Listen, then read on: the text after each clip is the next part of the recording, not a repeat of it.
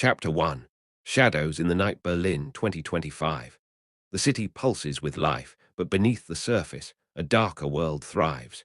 In the dim alleys of Kreuzberg, the König family rules, a powerful mafia built on smuggling, extortion, and illegal casinos. At the helm stands Lukas König, a charismatic yet ruthless man in his 40s, whose charm masks a cold calculation. His right-hand man, Eric Braun, is a former policeman who switched sides for money and power. But tonight, something is different.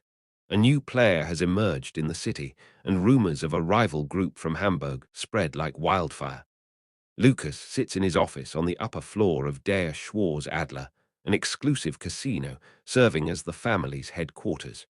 Through the tinted windows, he watches Berlin's skyline glitter. His phone vibrates. A message from an unknown source. "We know what you did in Munich.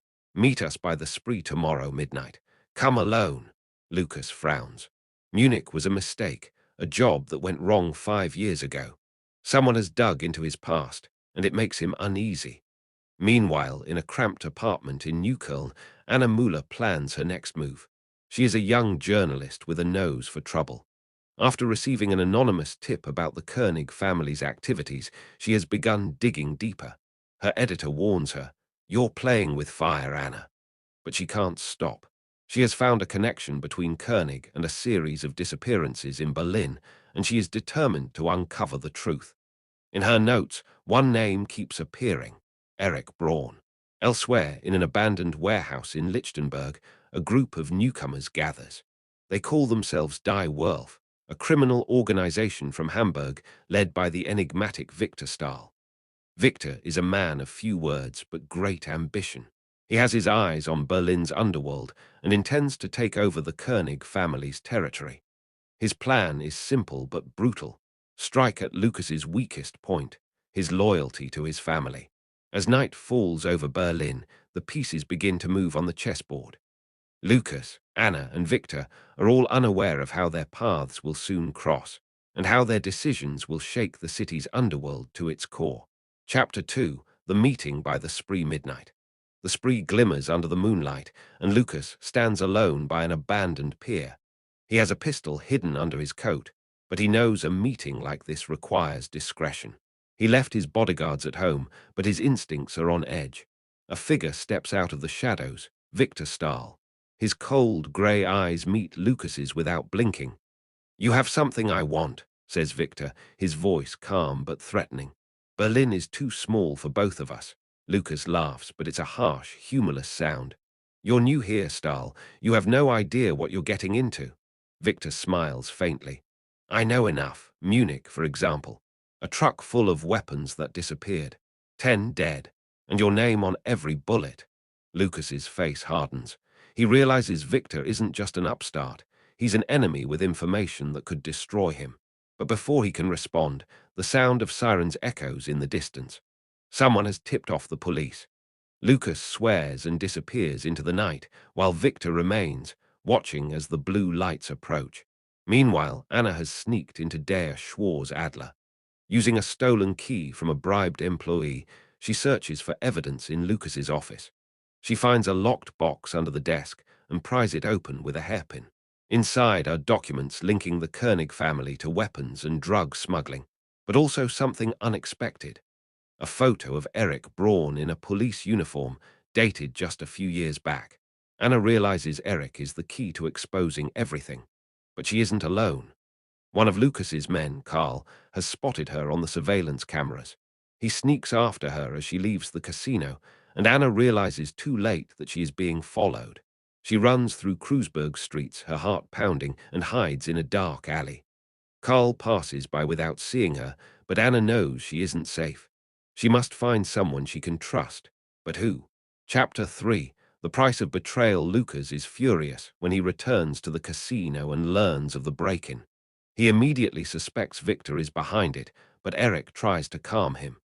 "It could be a coincidence, boss. Maybe just a thief." "Coincidence," snaps Lukas. "Someone knows too much, and I intend to find out who."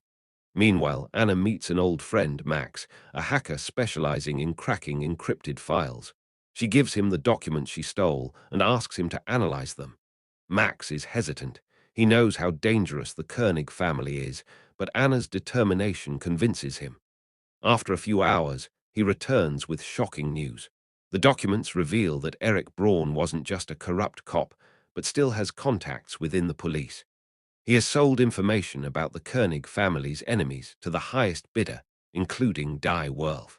Anna realizes she has a chance to bring down both Lukas and Eric, but she needs more evidence.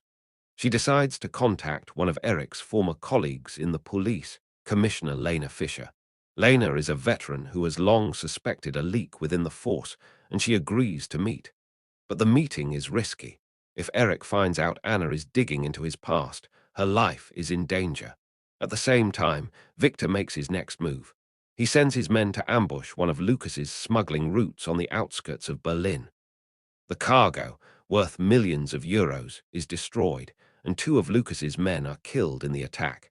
Lucas vows revenge, but he begins to suspect someone within his own organization is betraying him. His gaze falls on Eric, who seems increasingly nervous. Chapter 4. Checkmate. Anna meets Lena in a small bar in Mitt. She shows her the documents and tells her about Eric's double-dealing.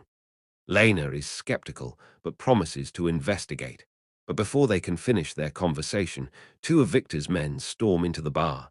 They've been tipped off about Anna's presence and want the documents she stole. A chaotic shootout erupts, and Anna flees through the back door with Lena close behind. On the streets, Anna realizes she can't trust anyone. She contacts Max again and asks him to leak the documents to the press. If she doesn't survive this, she wants the truth to come out. Max does as she asks, and soon the news of the König family's criminal activities spreads across Germany. Lukas learns of the leak and calls an emergency meeting. He confronts Eric, who swears his loyalty, but Lukas isn't convinced. He orders his men to keep an eye on Eric and begins planning a counterstrike against Die Wolf. He knows he must hit hard and fast to retain control of Berlin. Victor, on the other hand, is pleased with the chaos. He watches Lucas's empire begin to crumble and plans his final move, a coup against Der Schwarz-Adler. He knows Lukas will be there, and he intends to end it once and for all. Chapter 5. The end of the game. The night is dark, and rain lashes Berlin's streets. Der Schwarz-Adler is surrounded by Victor's men, but Lukas is prepared. He has called in reinforcements from across Germany, and the casino has been turned into a fortress. But what he doesn't know is that Eric has switched sides. In a desperate attempt to save himself, Eric has made a deal with Victor. He will betray Lukas in exchange for a place in Die Wolf. When the battle erupts, it's a bloodbath. Lucas's men fight bravely, but Victor's forces are superior. In the midst of the chaos, Lukas confronts Eric, who admits his betrayal. In a moment of rage, Lukas shoots him, but it's too late. Victor's men storm the office, and Lukas is forced to flee through a secret exit. Meanwhile, Anna and Lena have taken refuge in a safe apartment. With Max's help, they have managed to send all the information to the state prosecutor. The police raid both the König family and Die Wolf, and by dawn, Berlin's underworld lies in ruins.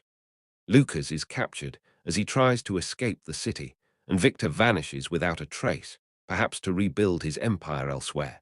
Anna stands by the spree as the sun rises. She has survived, but the cost has been high. Her articles have exposed the corruption in Berlin's underworld, but she knows the shadows will always be there, ready to swallow the next person who dares to challenge them. Epilogue. Equilibrium of Shadows. Berlin, 2026. A year has passed since the chaos. Lukas König sits in a prison cell in Tegel, his empire reduced to memories and bitterness. He writes letters to his son, whom he has never met, promising to reclaim what was once his. Victor Stahl has not been seen, but rumors say he now rules Hamburg with an iron fist, his ambitions still unchecked. Anna Müller has become a celebrated journalist, her reports changing how Berlin views its underworld.